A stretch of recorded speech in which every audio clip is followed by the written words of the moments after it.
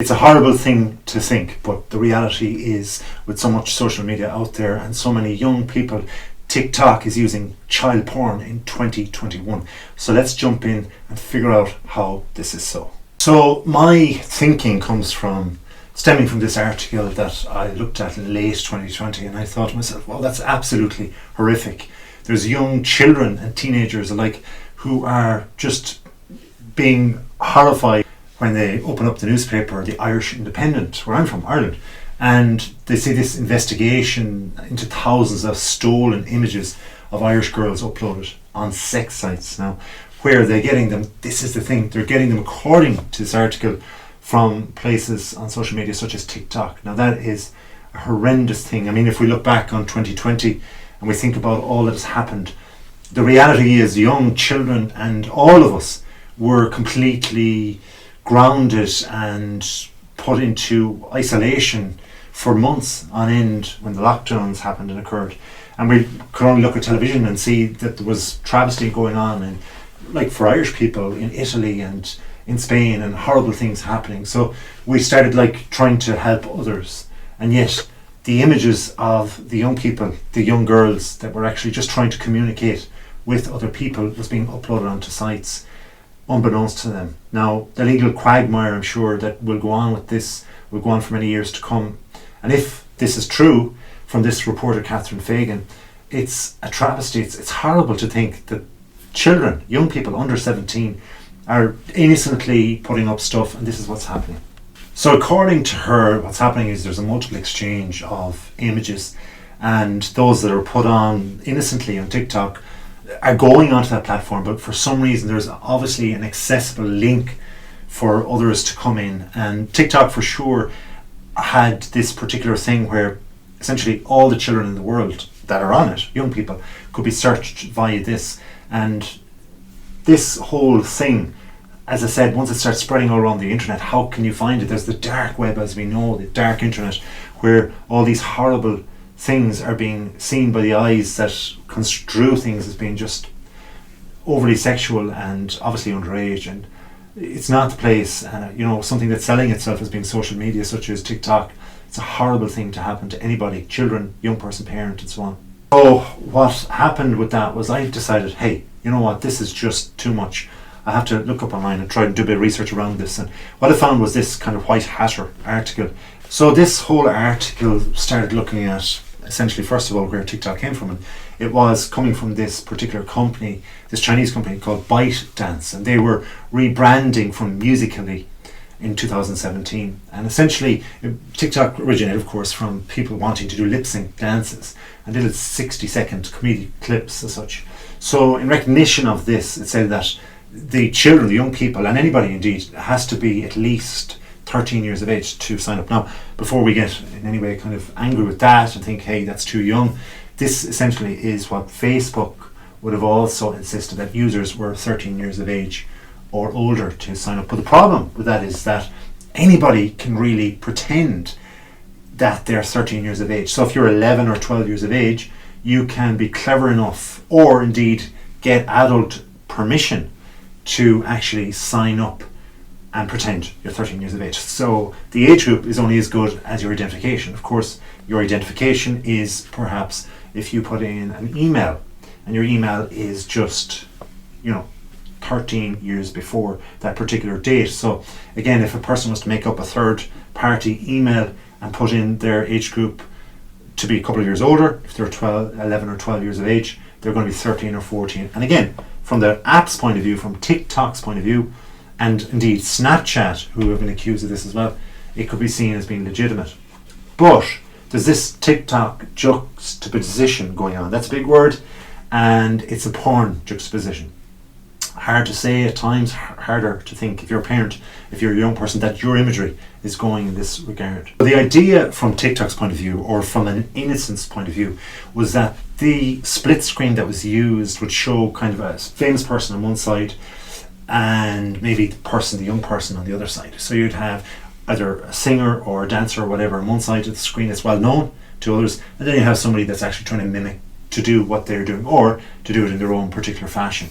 Now, the act or an instance of placing two or more things side by side often to compare or contrast, or to create an interesting effect. This is what this particular brand was doing.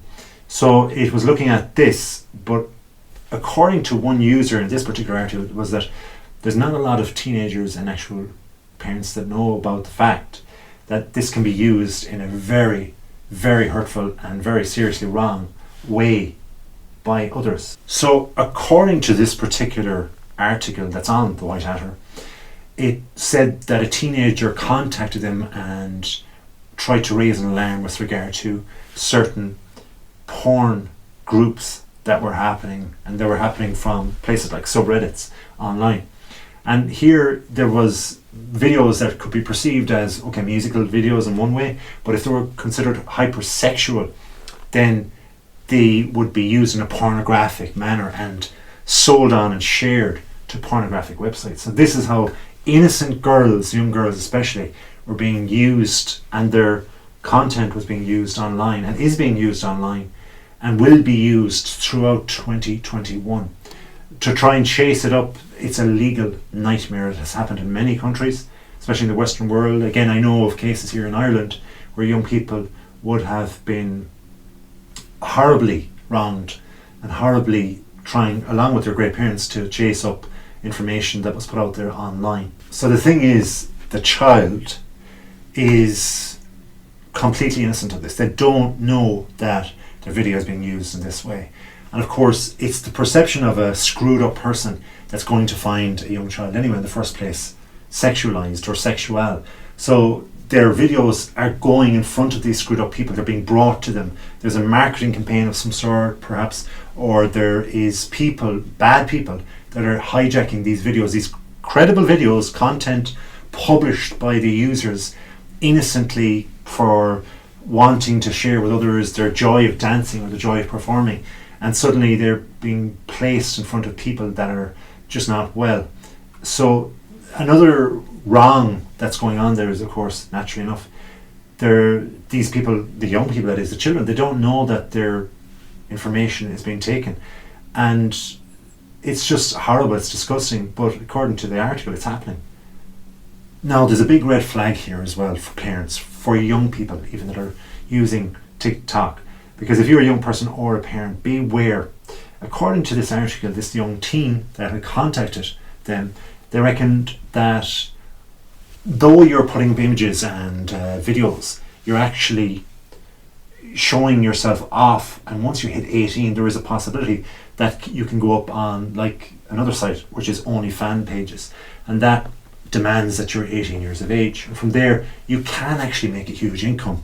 Now, there's a claim here of taking in around $90,000 a month. Now, I don't know about that, I really can't say whether it's true or not, but to think that it could be true just proves, from a parent or even from a young person's point of view, the temptation that's out there. Now, I'm not going to be here to say yay or nay or whether you should or shouldn't do that. That's none of my business. But for sure, it's really important to be aware of this, that your information is being sexualized and taken in a hypersexualized manner that it's not being created of in the first place, and that is not right. So this then led me to kind of realize, well, hang on a second, how can I put it out there and try and help and say, here's what those in the know exactly about TikTok and what parents should be aware of, and of course young people and children should be aware of too. Now, there's over, according to this article, 1.6 billion downloads of the app, and that was at that present time. I'm sure it has gone hyper since then and increased an awful lot. So according to the article, it's easy, very easy to encounter inappropriate content, and not just that, this tends to be a breeding ground for conversations about mental health and mental health issues, because if you have content out there that is not what you chose it to be, that's one thing that's going to upset you, naturally enough, but also it's going to cause anxiety, it's going to cause possibly depression. And again, I've researched and seen cases where that is indeed so, for sure. And then there's the victims of cyberbullying that can come of this, and in one particular thing that I read, it showed where there was hundreds of people actually getting on to this person whose content, third party, had been dropped to some other website or some other app and so on, in front of people that were not good people, that were violating all of these different privacy laws. Now, here's the thing. It's not just that, it's the sexualization of things as well, to be perceived in a different way. This can last for the rest of a person's life. I'm not saying, again, young people shouldn't dance, of course, or be seen wearing certain clothing or anything like that. Not at all. That is entirely none of my business. But you have to be aware of the fact that this can really be harmful and is out there, according to that earlier article that we looked at. Talk to your children as a parent. Talk to your parent as a young person. Ask them, because the reality is the internet is absolutely massive. I don't even know who will look at this video right now, if anybody, and I don't know how it'll be shared, but I'm hoping that it'll be helpful to you or to somebody, and that if you talk offline, not online, with your parent or with an older person, somebody responsible, you're going to be able to kind of make that decision about the specific content. If you don't know, if you're a young girl, for example, how brutalized men think, or bad men think, or screwed up people think, well, then ask somebody that perhaps might know, that somebody that is responsible, of course. Now, again, young people are pressurized to create content. You might wonder as a parent, well, why are they creating all this content? I mean, they're not an actual presenter. They're not interested in being a teacher. They're not interested in being a media person, and that's absolutely fine. But the reality is, this is how young people are living right now. They're living through their phones. They're living through their cellular devices. They're living through their computers.